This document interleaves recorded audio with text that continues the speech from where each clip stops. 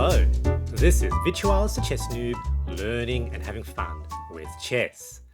In the Vienna, one of my favourite sidelines is the Giraffe Attack, a mighty attack that often is unexpected by the opponent with the black pieces. Please enjoy.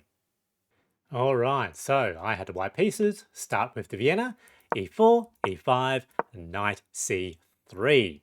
Now in this game, I wasn't actually even planning the game. I was actually working on my blog on the chess.com platform and accidentally hit the 10-minute rapid game, which is why this is a 10-minute game on chess.com. Well, my opponent responded with the Anderssen Defense. And against the Anderssen Defense, I'm always really happy because we now have the mighty Giraffe Attack. Rah! So unexpected, immediately attacking the g7 square. Black will often make the wrong move, and in this game they did. They pushed g6. Against g6, what do? We slide the queen to the parking square in the Giraffe Attack, which is g3. And the logic here is that we're giving an attack on e5, which of course comes with check. And the reason that's a mistake, it opens up the diagonal for the rook, and we're also attacking the bishop as well. So that's a very, very nice move. And already here, it's about plus 0.5 or so. So white is doing well in this opening. Very typically, black will defend that pawn, develop the bishop, and of course, potentially here in the future, there could be a scholar's mate type attack. Opponent develops their knight, that's fine. I develop my knight. So the idea is develop, try to castle. They do an aggressive push forward with the knight. And here I decide to drop back with the bishop, just, to get rid of that potential future risk. So, yep, so that potentially is good. The opponent now plays h6, which is a blunder. However, I don't make the best use of this blunder. Can you see what the best move is here?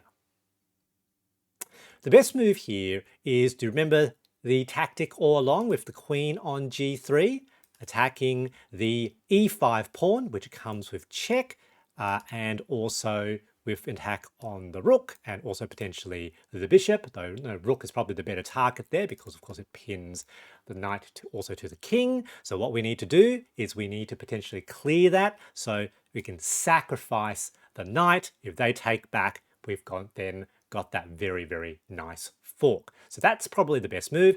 I didn't quite remember that in the game, and so I decided to end up sort of pushing that pawn, which is actually fine, but you can see that is the best move. I saw that pretty much right away, actually, in the analysis. Opponent now develops their knight, so of course that's no longer available now. I decided to push my knight forward, get rid of that knight. They jump to the side, attacking the queens. They need to do something. And here I thought, look, if we trade queens, it's potentially okay. However, I think this spooked my opponent with the black pieces. Of course, one of the strong themes of the Vienna is the knight on d5, which potentially can take that pawn with the attack on the king and the rook. I think they got a little bit worried about that, especially after I take the queen. And so here we go, a blunder, moving the bishop back, ostensibly defending the c7 pawn, which actually didn't need defending at this time, and hanging their knight. And at this point, pretty much I am winning. It's about +5 because queen captures queen, king must capture back, and now knight captures that hanging knight. So I'm a full piece up, and some very good attacks coming as well. So yep, look, that really doesn't do anything. Bishop captures that pawn, so really, really smashed the defenses around the black king. Now with that move, I decided to push that pawn, and the idea is I saw that if they then play pawn to a5, my knight is in fact trapped. So I decided to create an escape square for my knight. So that's why I pushed that pawn. They sort of attack the bishop. That's fine. Let's take that pawn. Takes. That's fine. Capture. They have to move that back. And, you know, even if the rook captures, what does it matter? It's fine. So I take that pawn. Now the two bishops are sort of working together. There we go. They take. I take that knight. They capture. King forward. That's fine. You know, it's a fork of those two pieces. Well, basically the rook has to move. And I actually missed that. Here I decided, look, let's just get that. I'm so completely winning. I didn't even need to take. Go back. Capture. Come on. Let's trade. Let's trade.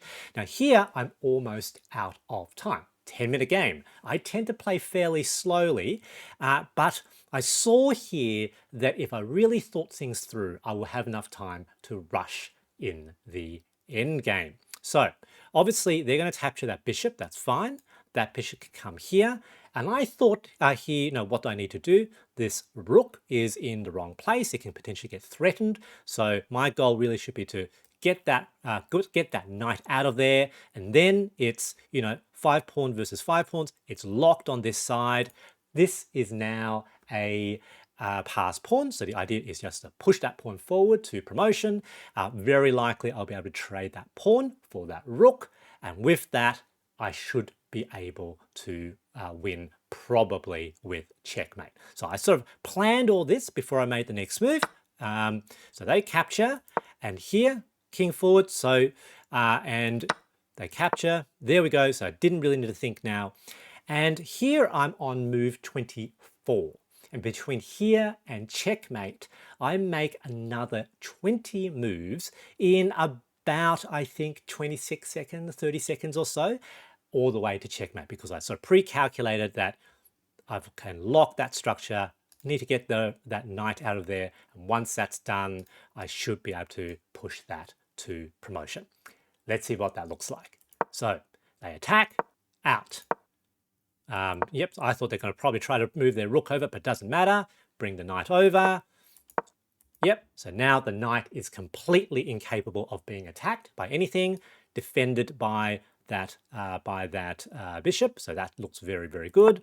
And here, it's time to push that pawn. I didn't really see how the opponent could really prevent that.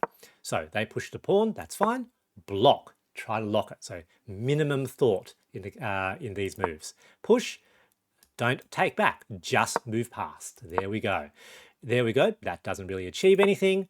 Push, and now very, very nice diagonal. They push, that's fine. Capture, that's defended. They're going to have to potentially do something. Yep, there we go.